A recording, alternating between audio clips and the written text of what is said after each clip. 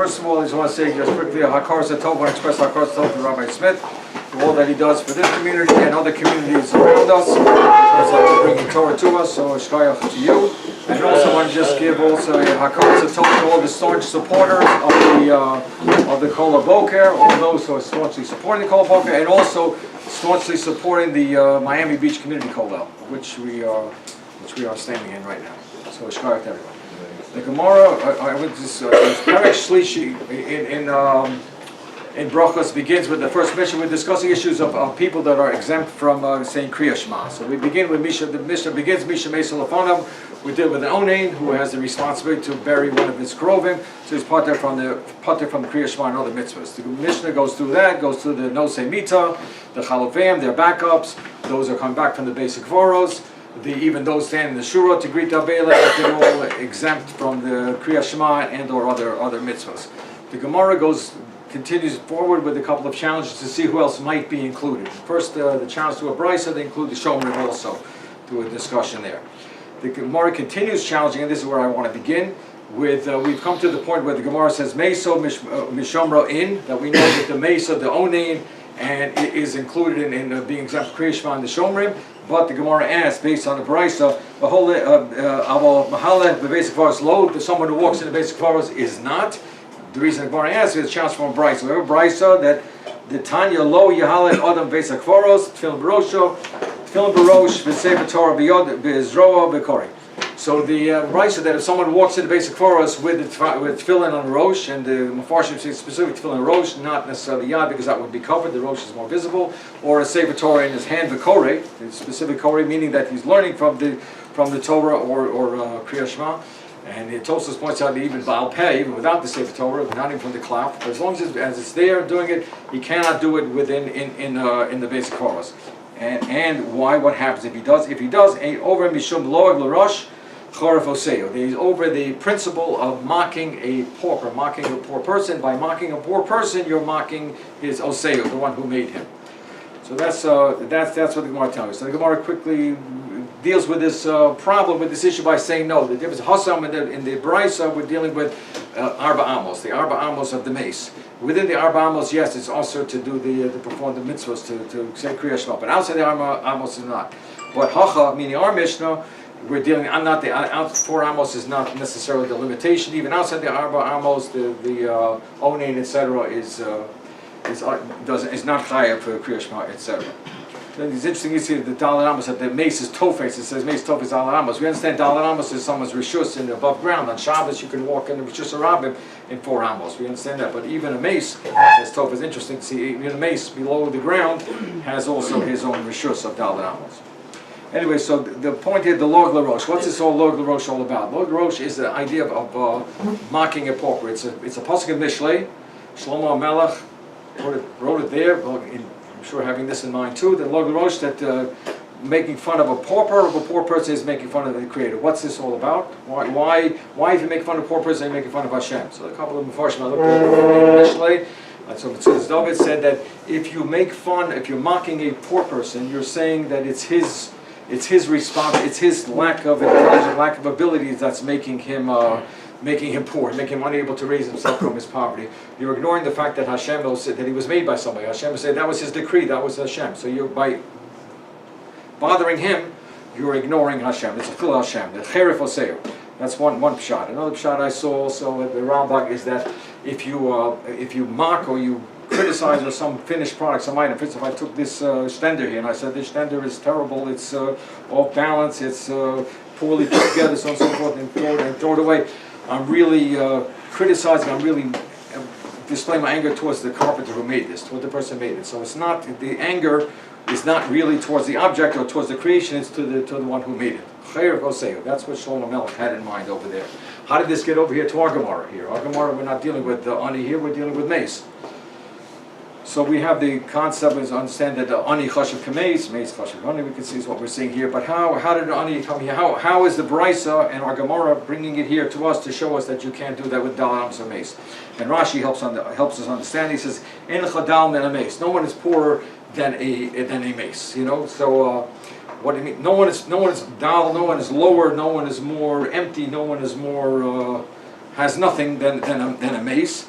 And in what ways he's saying he's poor? Obviously not saying poor in terms of cash on hand and nonsense like this. That's not what he's saying here. We're saying the poorness of a mace is his inability to do any mitzvahs. He can't fulfill any mitzvahs. He can't learn any Torah. He can't partake in any of the schar that comes from that.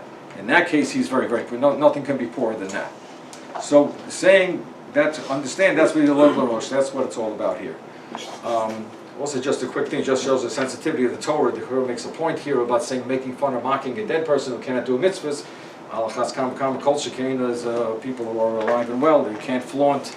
One should not flaunt something that one has in front of someone who doesn't have or has less of that same. That's what we're really saying from here. That's an interesting thing here. Anyway, the Gemara continues and goes on in a story to illustrate the issue of Loi Lara. Rosh Reb Chia and Reb Yonasan are walking. And Rabbi Yonassan's tzitzis are dangling down on the ground on the kvaros. And Rabbi Chia says to him, raise up Dalia, raise up your tzitzis. Why? That they shouldn't say the dead.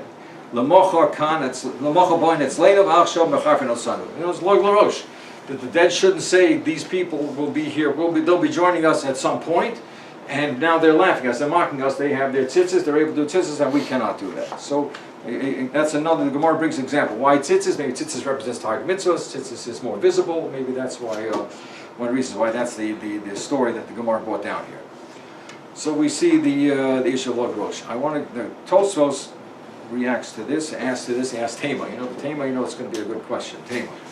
That Gemara, he brings down Tosfos, the Gemara in Menachos, where there's an issue there discussing whether or not we put tzitzis on tachrichim, whether tachrichim are prepared with tzitzis, whether dead are buried with tzitzis. And there's a discussion back and forth. And the issue is, Shmuel says that we do, and the issue is because Log Larosh. It would be a busha to the mace after his whole lifetime of wearing tzitzis to bury him without it. So because of Log Larosh, and this also shows Log Larosh even goes mace to mace, not even from life to death. But even there, because of the issue of Log Larosh, Shmuel says you bury him. So Tosfos is asking, if we see the Gemara there that the mace are buried with tzitzis, so what's the problem here that Rabbi Yonasan is walking in there with his tzitzis out, the mace have tzitzis on also? That's Tosfos' question. Tosfos answers, no, there's still an issue here of Log Larosh. There's a disparity here. The disparity is, and it's because of Gadol Mitzuva V'oseh Mi'ena Mitzuva V'oseh, meaning that the schar for someone who is commanded to do something and does it is greater than the schar for someone who is not commanded and does it. The difference. So in this case here, Rabbi Yonasan is alive and well, Baruch Hashem, and he has the tzitzis on. He's mitzuva to where tzitzis he is, and the ones, even the mason, were not mitzuva wearing them. Their schar is different. That's enough to create a Log Larosh. That's the issue here in the Gemara. That's what Tosfos is answering. And it's also interesting to understand the difference between mitzuva and ain't mitzuva. What's the difference? The difference is Yetzer Hara. If someone is mitzuva, then the Yetzer Hara crops up, and creates a barrier, an impediment, a push against someone fulfilling the mitzvah. Well, someone's not mitzvah, there's no Yetzer Hara. And we had a good chuckle, my Taya Chavrusa over there, talking about Shavuos, the night of Shavuos, the young boys, they want to stay up all night with it before Bar Mitzvah. They stay up all night, well, they're excited to do it. Why? Because they're not mechuyev. But once they're Bar Mitzvah, and teenagers, so we're not so easy to get them to stay up. Why? What's the difference? Then they have their Yetzer Hara, so that's holding them back. So that's just one of many examples of difference. So we have that issue here, the Tosfos got us through that. There's another interesting discussion of Rabbi Chanan Wasserman brings down in his Kibbutz Shorim, and which is your Kibbutz from Smith. The issue they brings down the Gemara in Nida, where there's a discussion about mace, and the question is if mitzvahs betelos l'asir lavo or not, whether after tira, and including up to and including Tchias HaMesim, whether the mitzvahs are chal or not on the mace. So according to the mandam, the mitzvahs are not. If you say according to the mandam, by mitzvahs are batal, and no longer there, then he's lying in the kever, and he's potter. He's potter for the mitzvahs. There's no Log Larosh. There's no Log Larosh. There's no mockery of the dead because he's potter for the mitzvahs. The mitzvahs are batal for him. According to the tzad that the mitzvahs are not batal, then there is Log Larosh, because he still has the mitzvahs. At the moment, he's unable to be mekayim the mitzvahs. He's in a position where he cannot. But l'asid lavo, at Tchias HaMesim, he'll get up again. The mitzvahs will be chal, and he once again will resume being mekayim mitzvahs. So therefore, there would be Log Larosh there. So that we understand based on the mitzvah, on the Gemara in Nida. But that brings us a little bit of a problem here with Tosfos. We just saw in Tosfos, he said that ain't a mitzvah. and there's log l'rosh. So according to Tosfos, Eina Mitzvah and log l'rosh. Eina Mitzvah is a heavy statement. It's potter. I mean, Eina Mitzvah means Eina Mitzvah, that you have no chiyuv. So, and yet he's saying that there's log l'rosh. Eina Mitzvah is so strong, even using in the case of, let's say, with Rabbi Elchanan, when you say potter, he's saying that it's similar to like a woman.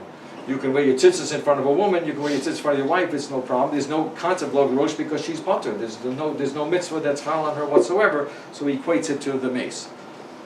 It's that strong. And yet, in Tosfos is saying that there is log l'rosh. So what's the difference? Why is Tosfos see under the situation Eina Mitzvah log l'rosh and Chanan saying potter no log? The difference is how they view the status of the mace at that moment. If you look at the status of the mace right now, he's potter. That's how we see he's potter, like similar to a woman, similar to something else, no problem, no log l'rosh. Tosfos doesn't see it that way. Tosfos looks retroactive. He looks at the status of this mace before he became a mace. At that time he was chayiv in the mitzvahs. So at this point, even though he is Eina Mitzvah, even though that's the case, there's still an element of busha, there's still an element of potential jealousy, whatever, of the mace. So therefore log l'rosh does apply. So that we see that's the difference whether you look at it now or you look at it retroactive. Tosfos retroactive, current status quo. There's also another nafkamina that appears in this Gemara in Nida, and in the same issue of whether mitzvahs are b'teils asel or not, and that's whether you can bury a mace in shatnez. Whether you can bury the mace in shatnez. The Gemara discusses that Nida. The Gemara says that if, according to one side of it, if the mitzvahs are not batal, then you cannot bury him in shatnez. Very simple. You cannot bury the mace in shatnez, and it's not because of log l'rosh. That's a minor issue. The real issue is in Tchias HaMesim. When the mace gets up at Tchias HaMesim, he's going shatnez, and he'd be chayiv mitzvahs. So for sure you cannot. But the Gemara says, the other man, Omar, who says that mitzvahs are not batal, mitzvahs are batal. The man that the mitzvahs are batal says that you can bury him in shatnez. You can. It says the Gemara says in Nida that if mitzvahs are batal, you can bury him in shatnez. So what about the log l'rosh? What about the concept of log l'rosh? All his life he didn't wear shatnez. And to put him in there in the aron with shatnez on, wouldn't that be a log l'rosh to the mace? How come it's not possible? So it's bishlama to Reb Elchanan. We have no problem understanding it. Why? Because Reb Elchanan looks at the status quo right now. He's a mace. We're saying mitzvahs are batel la'asir lavo. So he's mitzvah. It's not mutter. It's not asir. It's not relevant. You can wear shatnez and it's not a problem. However, according to Tosfos, we just said a moment ago, Tosfos goes by the retroactive. And by retroactive, clearly it was also for him to wear this shatnez. So how is it, even though the mitzvahs are batal now, even though it's eino mitzvah or batal, whatever you want, both ways, how is it that you can allow him to be buried in shatnez? And more says yes. And there's no log l'rosh. So we have to, in order to understand how it would work against Tosfos' world, we look at the Rashba. The Rashba brings down an answer, brings down a Rashi from Nida to help us understand better what the laws are regarding shatnez. And we understand that in terms of shatnez, the situation is shatnez is only asur if you're getting a hana from the beged. That's why it's asur. If you're wearing the shatnez for any other reason, in order to, he says that you have to be protected from the chama, from the sun, and which means really from the elements. He doesn't say specifically, but from the sun or from the rain or from the cold or from something else, then you're getting a hana. Or if it's for tzina, meaning to cover yourself, then clearly there's an isur of shatnez. But if you have no shatnez, if there's no hana, then there's no problem. And he gives an example, mocher beged. For instance, somebody's selling clothing, and he puts on a clothing not for the purpose of the hana, for the beged, but for another reason. Whether he's selling it a mocher, or a model, or whatever it is, but then it's not asur. So that's how Tosfos would understand it here. In other words, there is a concept that just as surely as there was an opportunity for this mace to have put on shatnez in his life, where it's not asur at all, there's no problem, it's mutter. Similarly, he can do it now. It can be put on him now as a mace. We're also clearly not getting hana. The mace is not getting any hana from the beged, so it wouldn't be asur. And just as surely, when he was alive, he could have had on a beged at that time that shatnez without getting any sort of hana, also would be asur. So therefore, even according to Tosfos, with the retroactive, it still can work.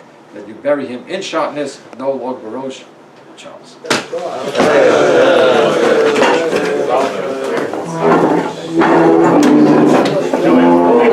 What do you say?